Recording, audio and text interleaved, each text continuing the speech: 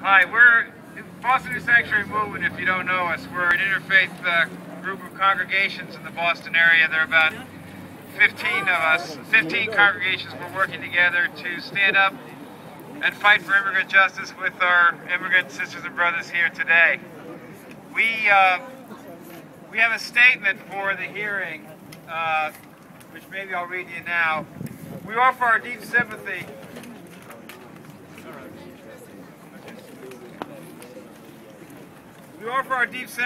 to the family from Milford who lost their son due to drunk driving of a person who happens to be from Ecuador.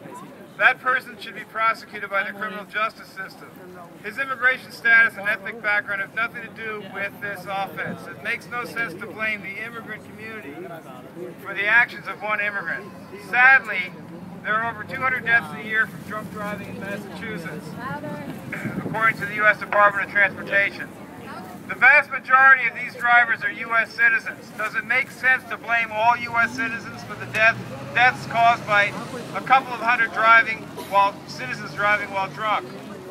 We representatives of New Sanctuary Movement from different faith traditions in the greater Boston area support the politics and values of love, family, community building, of justice, peace, trust, and support for democracy and individual freedom. S-2061 is a violation of our faith and values. This attack on immigrants is part of a national political campaign as witnessed by Arizona's infamous SB 1070 law, Georgia's HB 87, and Alabama's HB 56 laws, all mandating serious violations of human and civil rights.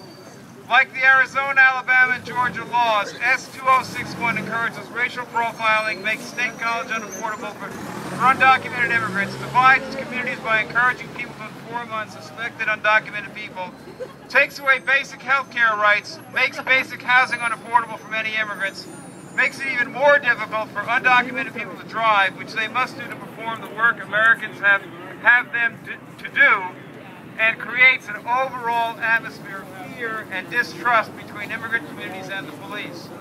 We, people of faith, recognize the many contributions of immigrants to our communities and our society throughout our history. Immigrants have made our country rich in diversity, they have built our infrastructure and contributed to our economic growth. Today's immigrants continue that tradition. Today's immigrants clean many of our homes, take care of many of our children, and provide basic services and jobs that pay little and offer no benefits. Many immigrants pay Social Security taxes without receiving that benefit. Today's immigrants, like those before them, work really hard to make ends meet. Today's immigrants are strong family people and contribute to our communities. We know and come into contact with immigrants in our daily lives. We feel that an attack on immigrants is an attack on all of us. The idea that undocumented immigration status and criminality, specifically drunk driving, are linked is refuted by thousands of American citizens who employ undocumented workers in their homes and businesses. Surely we would not let a criminal take care of our babies and our parents, nor would we turn our workplaces over to criminals. Americans know from first-hand experience that the vast majority of undocumented people are here because they want to work as hard as they can to take care of their own families.